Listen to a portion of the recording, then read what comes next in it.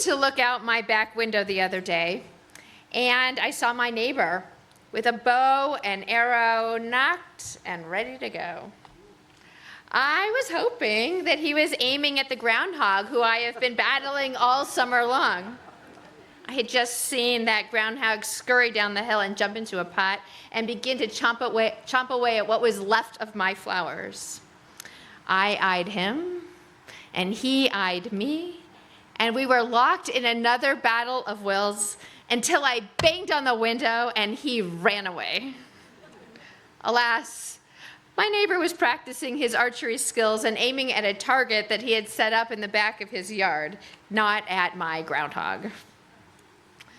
Believe it or not, arrows and targets are fitting for the season.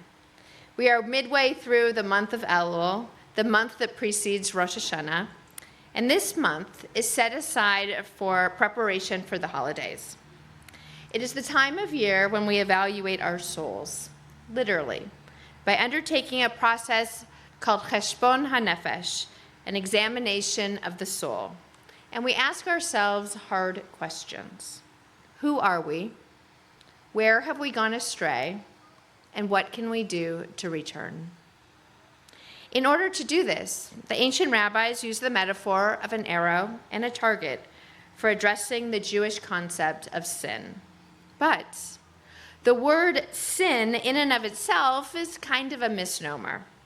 Sin isn't part of common Jewish parlance, certainly not in the way our larger society understands it.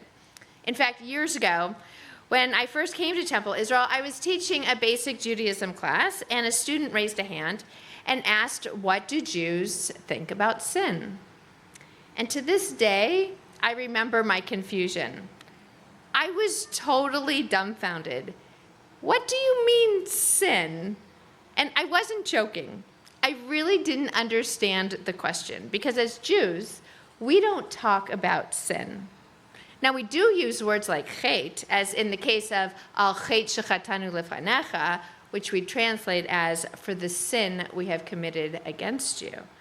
But even when we say that, we don't really mean sin, as in some heretical act, some heinous evil that would lead to fire and brimstone or eternal damnation. No, we mean we transgressed. We made a mistake. We missed the mark, hence the arrow and the target. Of course, we all know Target, right? We all shop there. In all seriousness, the store has a target for its logo, a set of concentric circles where the aim of the game is to hit the bullseye. It's the same with our behavior. The goal is to walk the straight path, the straight and narrow, as if you were shooting at a target. Now, you might ask, how do I know that that's what it means? Missing the mark, and not sin with a capital S. Well, the rabbis tell us so, as does our biblical text. Here's just one example. In the book of Judges, warriors from the tribe of Benjamin are described as being such a good shot that they can sling a stone at a target and not miss. And the word here is chatat. Now, that wouldn't make sense if chatat meant sin. Sling a stone and not sin? No, the context tells us otherwise. Sling a stone and not miss. This is just one of several places where the word is used in this way. And to be honest, there are other words for sin in Hebrew. I'm most familiar with the ones that we see in our high holiday machzor, like avon, which means an intentional transgression against God, and pesha, which is another intentional transgression, but done specifically to spite God. And then I learned that there are more than 20 other words to invoke the concept of sin, and still none of them mean sin in the way that the student asked. 20 different words, because the truth is, we are human beings, and sometimes we miss the mark. Sometimes the arrow hits a different ring of the target or misses the board altogether. Sometimes we make mistakes, and sometimes we transgress. We are not perfect.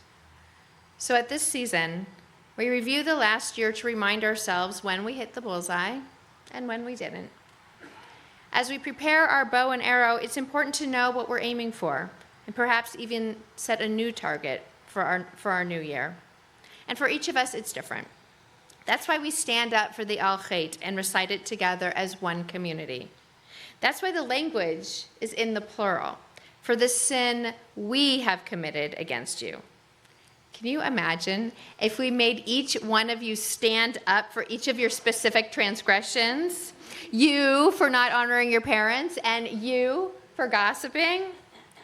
There's a long list in the prayer book, and I'm sure we can find something for everyone, but I don't think standing up individually would go very far.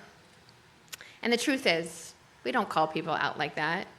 We know who we are, and we know where we need to improve. Our community isn't about shaming others for their misdeeds, but instead focusing inward to manage our own. Our Jewish calendar has given us this time to do some soul searching between now and Yom Kippur. This season is dedicated to repairing our misdeeds and our relationships, so by the time the Day of Atonement arrives, we will be ready to make things right with God. As a reminder, the Mich tells us, for transgressions against God, the Day of Atonement atones, but for transgressions of one human being against another, the Day of Atonement does not atone until they have made peace with one another. So it isn't enough to just show up at temple and expect God to fix everything. We must do it ourselves by reconciling where we've messed up with each other. So that's our task. And time is a-fleeting. We only have a few weeks until Rosh Hashanah and only a few days after that until Yom Kippur to get it all done.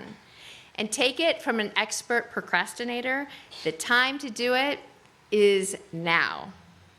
I know it's not easy. I know it's scary. I know that allowing ourselves to be vulnerable is one of the hardest things that we ever do. But this is the way that permits us to be our truest, most authentic selves. And it's amazing how good it feels to let go of the baggage that we carry. So try it with at least one person, and then maybe another, and see where it goes. And I'll see you back here soon, prepped and ready for the new year. And I pray that your arrows hit the bullseye, and I wish us all a happy and healthy and sweet new year. Shabbat shalom.